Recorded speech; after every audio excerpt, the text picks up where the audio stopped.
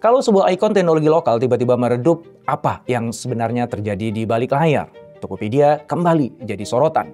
Untuk kedua kalinya, gelombang PHK massal mengguncang salah satu e-commerce terbesar di Indonesia itu. Muncul desas-desus ada gesekan internal yang bikin rumah tangga Tokopedia dan TikTok Shop nggak lagi harmonis. Jarak antar mereka dengan Shopee juga semakin melebar. Apa yang salah? Badai besar apa yang sedang mengamuk? Dan yang terpenting, apa artinya ini buat ekosistem digital Indonesia?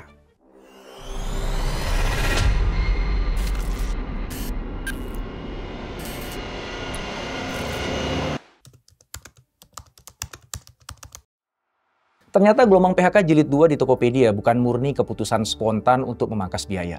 Ini adalah buntut panjang dari merger Tokopedia dengan TikTok Shop di bawah bendera ByteDance.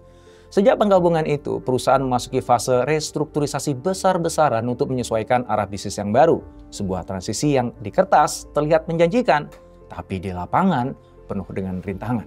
Alih-alih memperkuat posisi di pasar, integrasi yang seret itu justru memunculkan gesekan.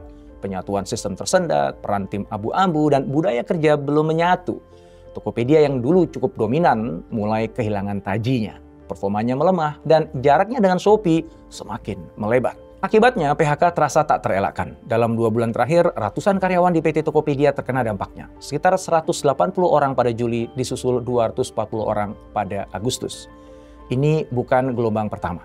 Sejak ByteDance resmi menjadi pemegang mayoritas, menguasai 75,1% saham, sinyal efisiensi menguat.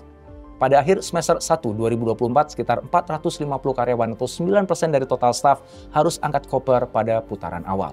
Jika digabung, kita melihat pola yang konsisten. Perusahaan sedang dipangkas agar lebih ramping, meski harus membayar mahal dalam bentuk ketidakpastian manusia yang menggerakkannya.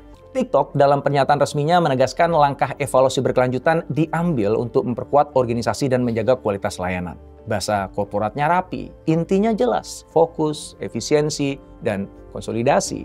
Tapi pada level operasional, konsekuensinya sangat nyata. Tokopedia memutuskan menutup layanan gudang pintar dilayani Tokopedia, sebuah inisiatif yang sejak Maret 2022 diproyeksikan jadi senjata rantai pasok ala fulfillment by Amazon. Harapannya, penjual bisa mengandalkan logistik terintegrasi untuk mempercepat pengiriman. Kenyataannya, pada 15 Agustus 2025, layanan ini resmi dihentikan. Penutupan lini yang strategis ini bukan hanya bicara biaya, itu juga mempengaruhi ratusan orang dan ribuan alur kerja yang sebelumnya ditopang oleh gudang, sistem, dan juga proses. Kok bisa transisi besar ini justru melahirkan friksi? Karena integrasi pasca merger jarang sekedar soal menyatukan aplikasi. Ia adalah proyek menyatukan cara pikir, cara kerja, dan komunitas.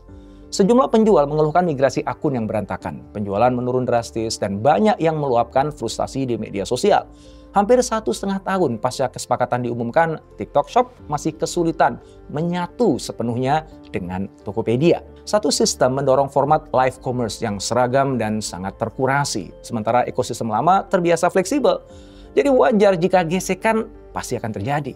Di tengah upaya ByteDance membentuk ulang Tokopedia agar lebih menyerupai TikTok Shop, muncul kekhawatiran. Jangan-jangan jati diri Tokopedia makin pudar di mata penjual yang sudah lama setia. Perubahan kebijakan juga ikut memperberat. Beberapa penjual lama harus berhadapan dengan sistem auto accept pesanan yang menyulitkan kontrol stok.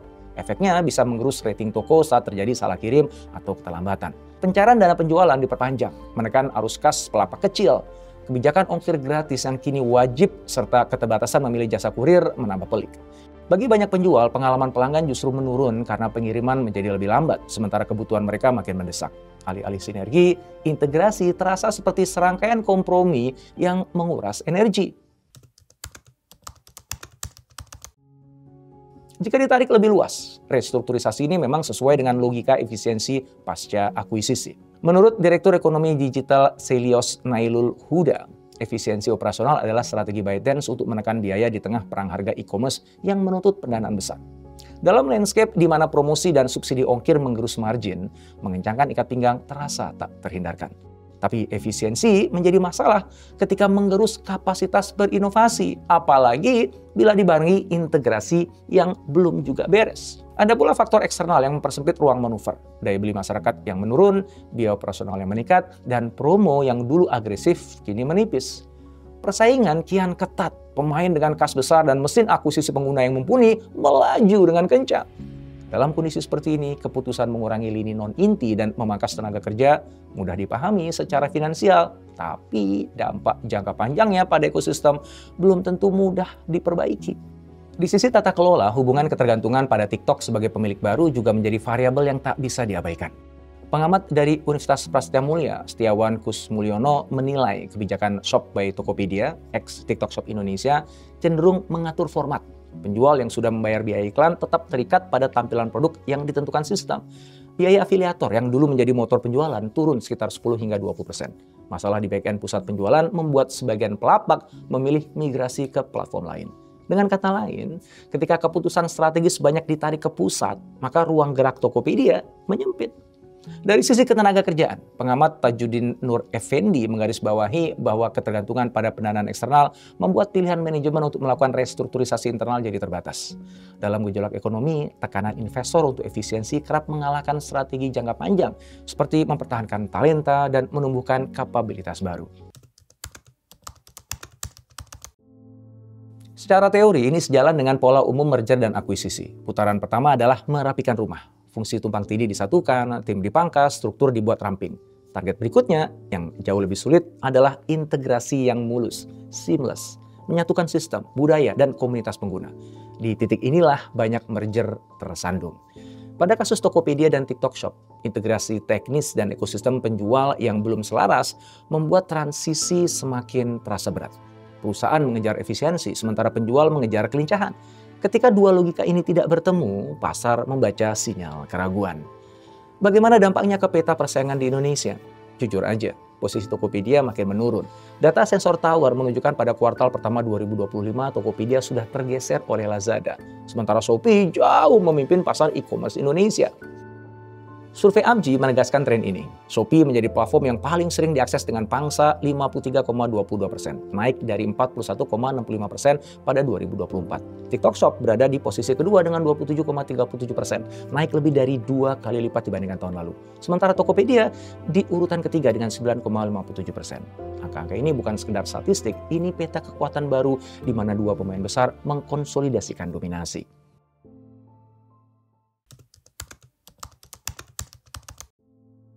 Bagi karyawan, perubahan ini mengubah landscape karir. Banyak fungsi kini dialihkan ke TikTok Shop yang secara resmi kini disebut dengan Shop by Tokopedia. Tim Tokopedia lebih banyak menangani eksekusi harian ketimbang merancang inisiatif. Ruang bertumbuh menyusut dan sebagian karyawan memilih menunggu pesangon sebagai jalan keluar yang paling realistis. Bagi penjual, biaya promosi naik karena batas minimum anggaran iklan ikut terkerek.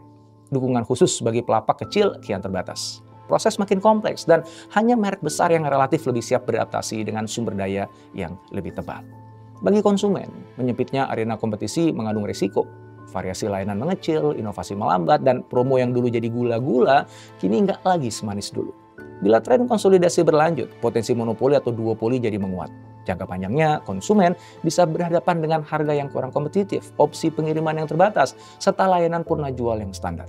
Hilangnya Tokopedia sebagai penyimbang utama membuat ruang pembanding bagi konsumen mengecil, baik dalam hal harga, kecepatan, maupun pengalaman belanja. Bagi Indonesia, ini ironis. Tokopedia selama ini adalah simbol kebangkitan startup lokal. Kekhawatiran yang dulu menyertai rencana merger tentang dominasi platform global, kini mulai terasa. Setelah Bukalapak lebih dulu menutup lini e-commerce, performa Tokopedia yang menurun membuat landscape domestik kian dikuasai pemain global. Ini bukan semata soal bendera perusahaan, ini soal kemandirian digital, kemampuan membangun ekosistem, dan posisi tawar penjual serta talenta lokal di rumah sendiri. Tapi masalahnya, menata ulang kapal besar saat badai tidak pernah mudah. Integrasi sistem butuh waktu, tenaga, dan konsensus. Di saat yang sama, pasar tak menunggu. Shopee terus agresif dengan mesin promosi dan logistik yang matang. TikTok Shop melaju lewat konten dan afiliator. Nah, ketika Tokopedia sibuk berbenah, kompetitor menyalip. Risiko terbesarnya, kehabisan napas sebelum beres menyusun ulang mesin. Lalu harus gimana? Pertama, fokus pada integrasi yang benar-benar menyelesaikan friksi, bukan hanya kosmetik. Migrasi akun penjual harus dibuat mulus dengan dukungan teknis yang proaktif dan jalur eskalasi yang jelas. Kebijakan auto accept perlu ditinjau agar tidak mengorbankan kontrol stok dan reputasi toko. Pencarian dana harus dievaluasi supaya arus kas pelapak kecil tetap sehat. Di tengah perang harga, kepercayaan penjual adalah mata uang yang nilainya justru naik. Kedua, kembalikan diferensiasi. Jika Shop by Tokopedia mendorong format yang seragam, maka nilai tambah Tokopedia bisa dibangun di sisi yang tidak diatur sistem. Misalnya, program loyalitas penjual lama, fitur kurasi untuk UKM, atau fleksibilitas memilih kurir pada kategori tertentu. Tidak semua harus disubsidi, yang penting adalah memberi rasa punya rumah bagi penjual yang loyal. Ingat, penjual bukan sekedar inventory, mereka adalah komunitas.